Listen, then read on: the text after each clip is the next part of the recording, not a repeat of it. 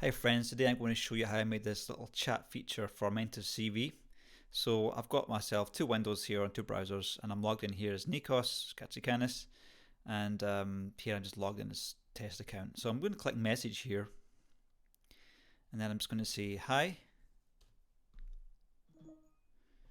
So we see here that the window pops up open here with a little notification, and we can see that we're chatting to Nikos Mentor, which is this one here.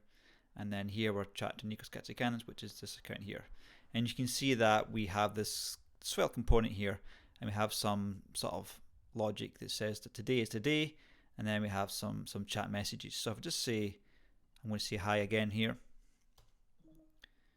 and we can see that the time is written here below this. If I click hi again, we can see that we don't bother writing the time, and we don't write the avatar and the name again as well. But if we go back to alternate to a different person writing, we can see that we change again. Now what I'll do is I'll just go into the database, and I'll change the date of this first message so that it's like these two messages are like previous times, and I'll continue with the video. Okay, so I've went to the database and like made the times, like I've took a lot of time off each one. So I'm just going to refresh the data here. So you can see that if you go back a lot in time, it will change the year to this, and you can see that today is today. But this is logic. I'm just going to show you how this logic works. This was actually more complicated than I first thought. So basically what you have to do to get this logic to render like this is to work out if there's been a date boundary. And if there has been a date boundary, we want to render like this time here as a string like this. And then also we have logic to say that if the person changes chat message from a different person to another person, we re-render the avatar and then the name. If it's the same person again and it's on the same day, then we don't render the name and the time and the avatar. But if it's a day boundary, then we will actually repeat this avatar name and time. So I'll just show you once more here. You can see that we re-render the avatar name and time. So I'm just going to show you how we did this in Svelte. And when I show you it's pretty easy, but when I first wrote it, it was quite a lot of passing about and logic. But the logic was actually all done without any date library. So essentially what it is that we have an array of messages, and then we have we render two components for each message. And there's the message day, and the message day is what renders this today like this. And then we have the actual chat message, and the chat message contains optional avatar, optional name, optional time, and then the content like this. So I'll just show you what the logic is for the actual message day. And the message day takes in the current message and the previous message. And in here we're actually just passing in the date of the previous message. So what we have to do for this logic to work is we have some constants like the milliseconds in day and then the milliseconds in week.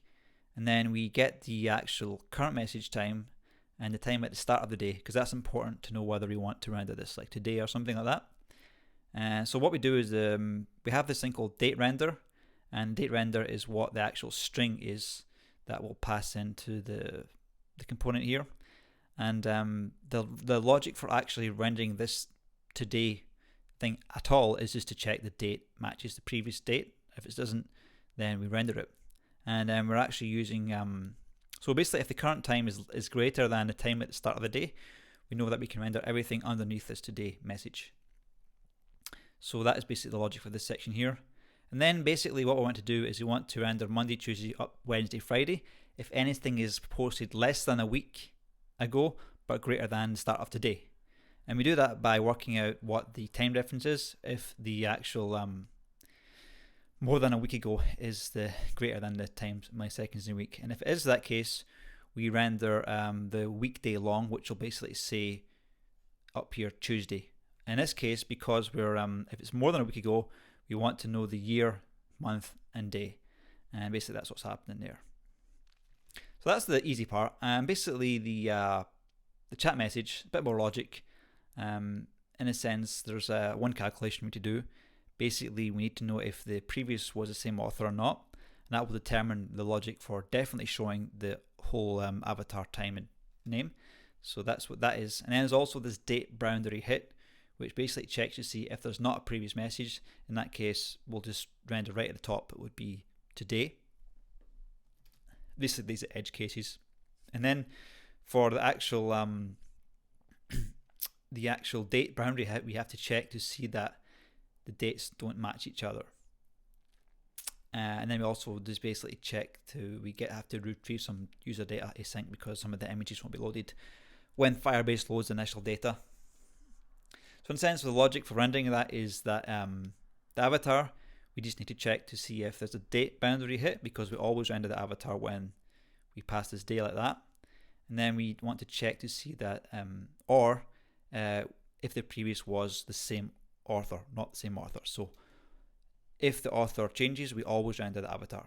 But if it's the same day and the same author writing, for example, in this case, then we don't render all that information. So in terms of the logic for the author display name, it's the same as the logic for the avatar.